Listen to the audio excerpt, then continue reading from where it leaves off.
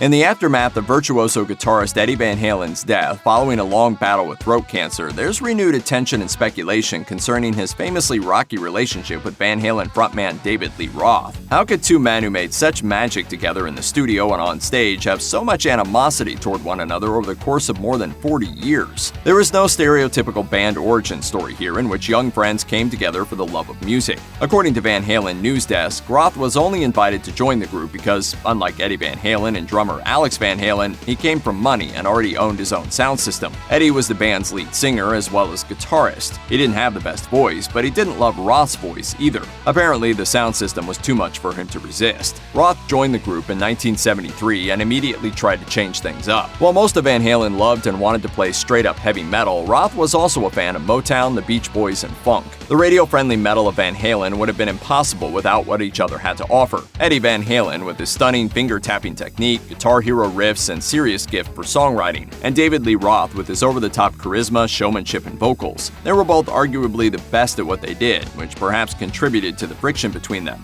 According to Associate Professor of History and Van Halen scholar Greg Renoff, Roth and Van Halen had entirely different ideas about how to be in a rock band and how to succeed in the music business. Renoff explained, "The Van Halens were content making good money playing shows in the Pasadena area that they would promote themselves, while Roth pushed them to audition at clubs and expand their reach. Roth also wanted the band to look more like rock stars and glam up their concerts with stage clothes. This push and pull of personalities and musical philosophies ended up defining the band's sound and image." Renoff further elaborated on the group's chemistry. Of course, they never would have made it without Eddie writing the songs and without their talents, but Roth was the guy who said, "Look at me." Throughout the years, both Van Halen and Roth always spoke openly about their differences with each other. When Roth appeared on Mark Maron's WTF podcast, he described his early relationship with the Van Halen brothers as crosstown adversaries who hated each other with a vengeance. Roth went on to summarize the Van Halen style as artisanal super small batch Scotch craft. If we're running with that metaphor, one could say that Roth is a giant frozen banana daiquiri topped with several maraschino cherries, a few cocktail umbrellas, a novelty silly straw, and an extra floater of rum.